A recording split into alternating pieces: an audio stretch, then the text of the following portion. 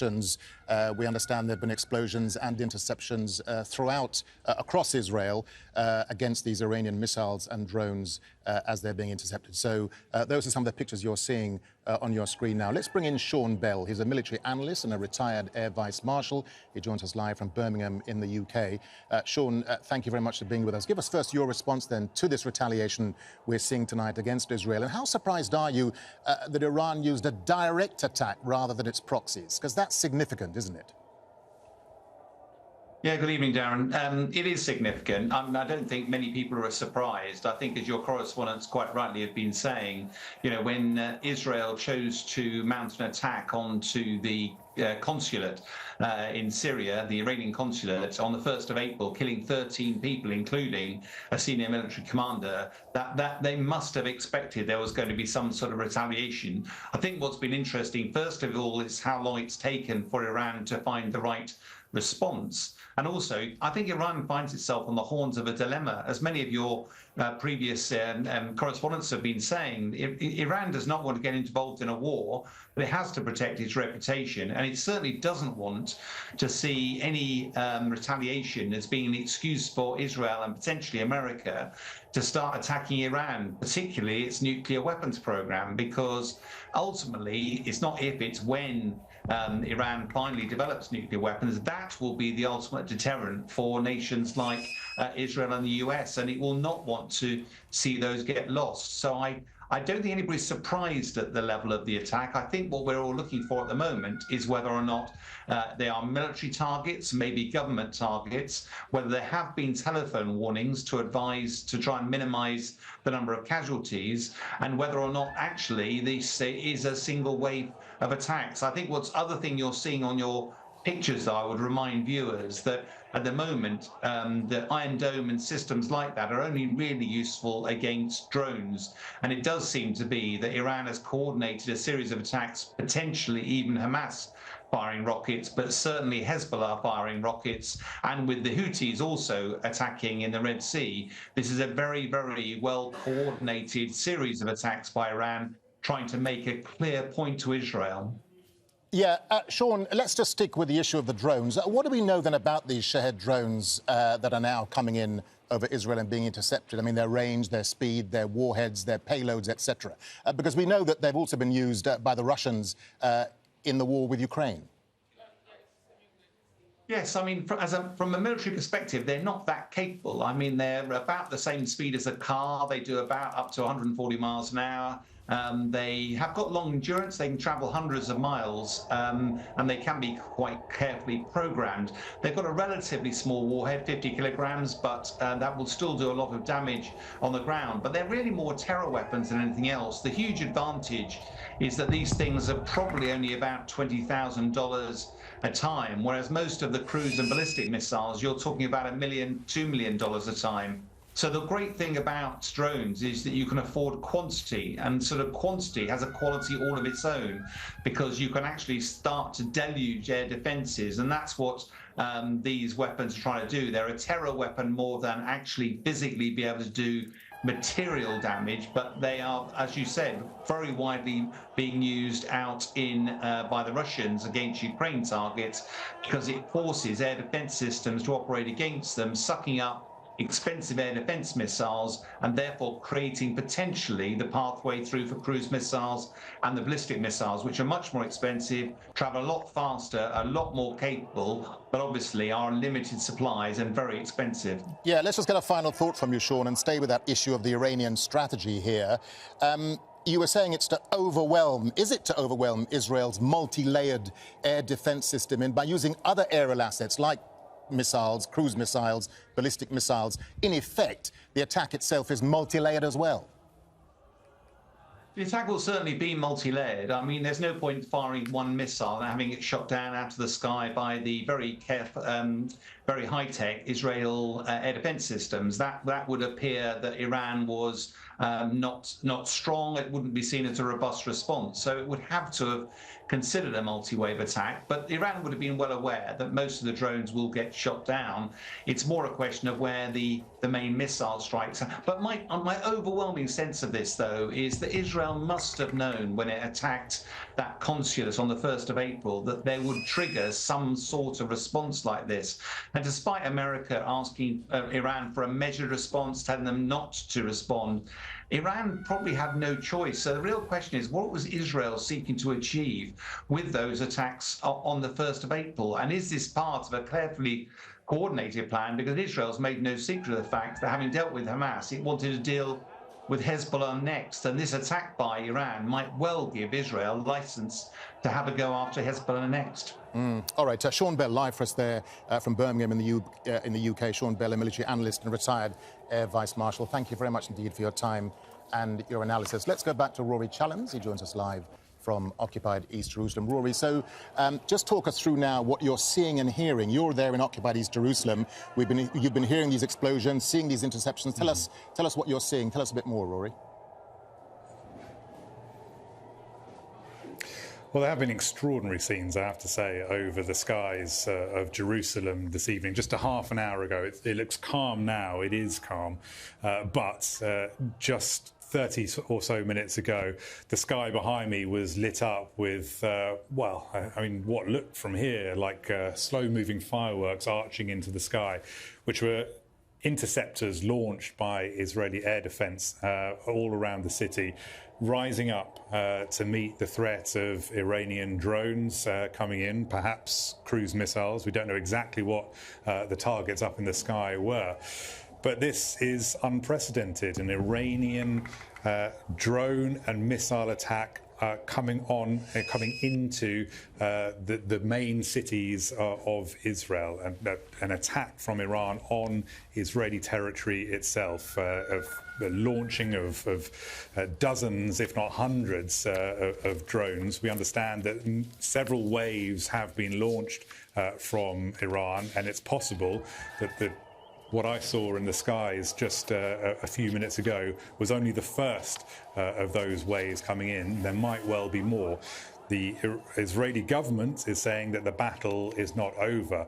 What he was meaning by that, the Israeli government spokesperson, was that Israel is going to be launching its own response. So lots of questions, because we are in uncharted territory at the moment. Those questions are, how many more of these projectiles, missiles and drones launched from Iran, launched from Hezbollah, launched from the Houthis, are going to be making their way to Israel? How many of them are going to be getting through? We understand at the moment we only know of one actual ground detonation down in the Negev deserts, injuring a Bedouin boy.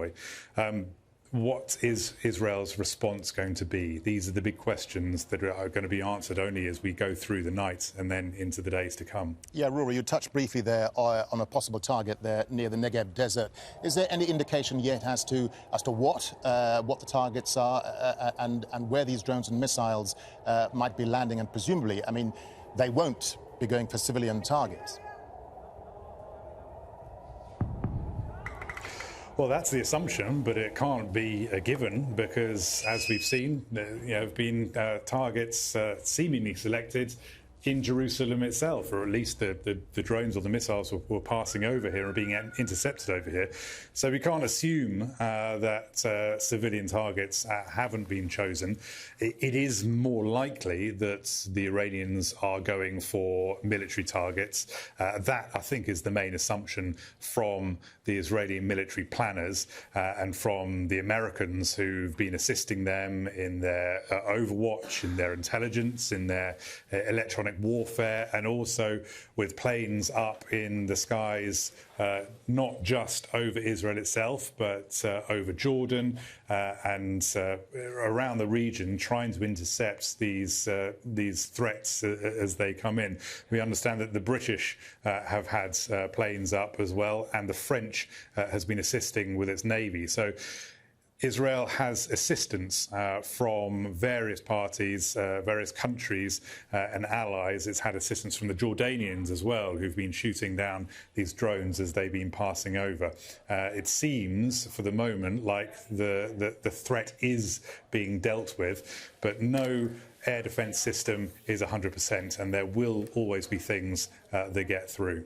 Rory, just a final thought to you. I mean, you're saying now that things have calmed down somewhat there where you are in occupied East Jerusalem. What is the Israeli public, Rory, being told? I mean, we know that schools have been closed, the airport's closed, air raid shelters have been reopened. How are ordinary citizens being prepared as the country's on high alert? Well, the country's been waiting for this for more than a week. So I think everyone has sort of accepted that something is coming, something has been imminent, and they have been told various things that they should do, various things that they shouldn't do by the government. They've been told not to panic because governments are always very keen to avoid that kind of hysteria breaking out on the streets with people running hither and thither and causing all sorts of chaos. They didn't want that to happen, but they did want people to have the knowledge of where the nearest air raid shelter was, and to make sure that it wasn't locked or that the pathway to it wasn't obstructed, those kinds of things. But then, of course, the government has been putting into place, as this attack seems to be getting more and more imminent, this evening, the government put into place these extra restrictions on gathering people, gathering in crowds more than 1,000. That disrupted an anti-government protest that was taking place in Tel Aviv earlier on this evening. And schools, as you say, are being shut for the next 2 days. Daycare, universities, any kind of educational establishment are basically shutting its doors, doing any kind of teaching online. These are the kinds of things that the Israeli public have been told to prepare for, and the rules that they have to obey. All right, Rory Challands live for us there in occupied East Jerusalem. Rory, thank you. And for those viewers who are just joining us now, we are seeing some earlier pictures there of those Iranian drones being intercepted over various parts of Israel. Those are the pictures that you're seeing on your screen now. Rory's been telling us that there have been interceptions across Israel tonight. So they're just some of the earlier pictures. But Rory was telling us there from occupied East Jerusalem that it seems to have quietened down, certainly in Jerusalem for now. That may be just the fact that it's the first of many waves. But for now, Rory is saying the threat seems to have dissipated over Jerusalem. Let's bring in Hamda Salut. She's in Tel Aviv and was earlier at an anti-government rally there. Hamda, events have moved swiftly tonight, haven't they, with this Iranian response? We came to you earlier and you were telling us about explosions and interceptions with the air defense system. What are you seeing and hearing now, Hamda?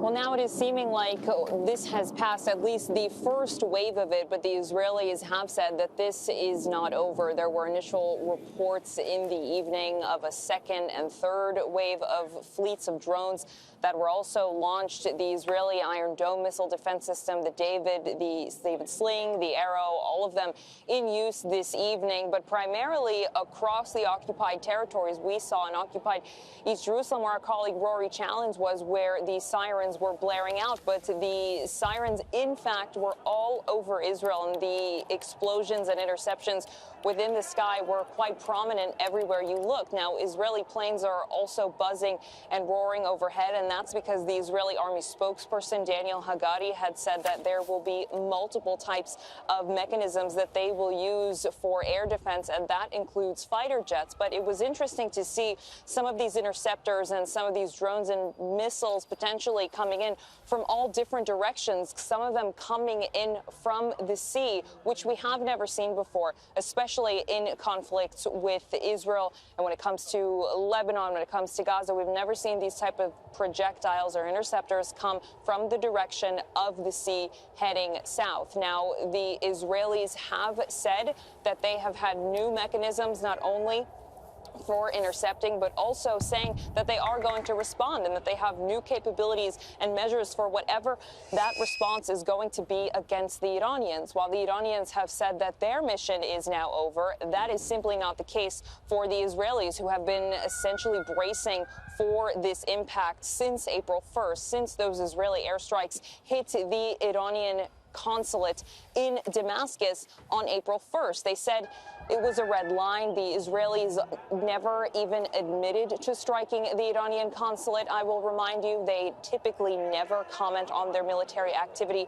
in Syria. You can hear those fighter jets still roaring above us as we speak. But the Israelis have said that they're no longer just on the defensive, that they're actively pursuing enemy targets wherever they are, whether it's Beirut, whether it's Damascus, whether it's anywhere else in the Middle East, and that could mean Iran. Now, there are several places throughout Israel that the Israelis are saying that people should continue to shelter in place. There are some things flying in the sky here. We believe there are F-16 fighter jets, but that is additionally because the Israeli army said that fighter jets would be in the skies of Israel for the entirety of the evening while the airspace was closed as part of their air defense mechanisms. The Israeli army says they were prepared for a wide variety of scenarios, prepared for anything that might come. And the continuation we see of activity in the sky here in Tel Aviv as the Israelis perhaps bracing for something else that is next. While it has been calm for perhaps the last 20 minutes, this is a developing situation. This is an unprecedented situation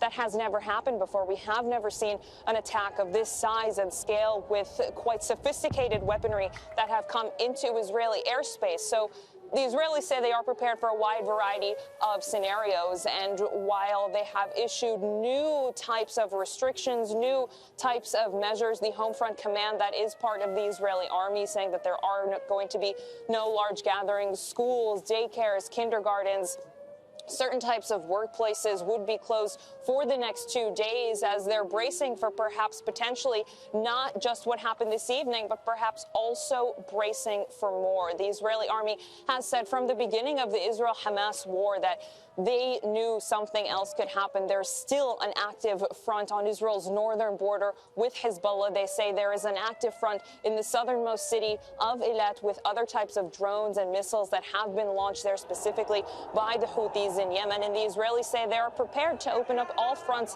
in the war if they are attacked. And that is seemingly going to be the case, as they say they are going to retaliate against the Iranians for the launch of more than 100 drones and missiles that have been intercepted all over the country tonight. Yeah, you're in Tel Aviv, Hamda. Are you getting a sense yet of the targets of these drones and missiles, where they're landing, where they're being intercepted, and so on? It's a little bit hard to say because there are military bases all over the country. Israel's defense ministry, the Kidia, is in the heart of Tel Aviv. There were reports speculating that that could potentially be a target, but there were more reports from anonymous Israeli officials indicating that the targets would be primarily military targets. And what exactly that means, whether it's air bases, whether it's Iron Dome or air defense battery systems, whether it is artillery positions, perhaps it's unknown what exactly was being targeted. But the Israeli defense array in the air has intercepted seemingly most of those projectiles. We haven't really had any reports yet of them falling in any sort of open areas. We haven't had reports of damage. There are reports of one injury in the southern part of the country, a 10-year-old child in a Bedouin area. These areas typically do not have these types of bomb shelters or safe rooms that are located in other sorts of Israeli towns and homes that are easily accessible and available. So the Israelis say that while perhaps this part of the evening is over, but the longer game for them is going to be a retaliation. And look, it's still unknown if this part specifically is over. It's unknown if there will be this second and third wave of launches from Iran that was reported that Israeli officials are still perhaps bracing for. But they say, again, that they are prepared for any possible scenario. All right, Hamda Salute, live for us there in Tel Aviv. Hamda, thank you. Well, as we mentioned, US President Joe Biden has cut a weekend trip short and has returned to Washington, D.C. to consult with his national security team. Let's bring in Heidi Jo Castro. She joins us live from Washington, D.C. So we know that security meeting, Heidi, at the White House has already started. Who's in that meeting and what kind of response then are we likely to expect from Washington? I mean, US officials knew this was coming. Absolutely. And Biden rushed to the White House today prior to the announcement of the rest of the world learning that Iran had launched these drones. So he did have some heads up, and he is continuing to meet with his National Security Council, which includes the U.S. Secretaries of Defense and of State, the director of the CIA, the National Intelligence Director, the National Security Advisor, just a list of who's the top U.S. officials who say they are working in close coordination with their Israeli counterparts in directing the way that the U.S. is supporting Israel's defense against this Iranian attack. And we just got a statement from a senior U.S. defense official saying that the U.S. will continue to shoot down Iranian-launched drones that have been targeting Israel. So a confirmation that the U.S. has indeed been taking down these Iranian drones. Meanwhile, a spokeswoman for the National Security Council, again, used this word we've heard over and over again coming from the Biden White House, ironclad, to describe the level of support that the U.S. has for Israel's security. And though we're not getting much more detail about what assets the U.S. is deploying to take down these drones and other incoming projectiles from Iran, we are getting some clues from a British official saying that British air jets are now replacing some of the U.S. fighters that have been doing counterterrorism work in Iraq and Syria in order to free up those U.S. fighter jets to now support Israel. In total, there are still tens of thousands of U.S. troops who are deployed in this region, I should remind us. And there's another 1,000 U.S. troops that are en route to the coast of Gaza. They're to build a humanitarian pier to receive the delivery of food there. But the Pentagon has been moving to even beef up more the presence of U.S. troops in this region, not to mention the USS Eisenhower carrier group, which includes 2 destroyers as well as 9 Air Force squadrons that have all been placed there waiting in anticipation for this moment to arrive. Again, we're not exactly clear which assets were used to take down these Iranian drones, but that response continues as we speak. Yeah, Heidi, let's just go back to President Biden, because there's some speculation that he knew about this attack. What sort of behind-the-scenes diplomatic warnings or intelligence led Biden to believe that the response would be sooner rather than later? He certainly hinted at that. He said there was intelligence that he knew of but couldn't get into publicly yesterday when he said those words exactly, that this attack would be coming sooner rather than later. And he told Iran at that time, this was about 24 hours ago now, don't do it. Well, obviously, that advice was disregarded by Iran. But behind the scenes, the U.S. has been, over the last 10 days or so, really ramping up diplomatic pressure, trying to avoid this very moment from occurring, using pressure on third-party countries to try to pressure Iran to back down from its threat. But the fact that this is taking place came as a surprise to no one, given that the U.S. had intelligence that this would be occurring and the many clues and the telegraphing that Iran gave that this moment would arrive. All right, Heidi Castro, live for us there in Washington, D.C. Heidi, thank you. Make sure to subscribe to our channel to get the latest news from Al Jazeera.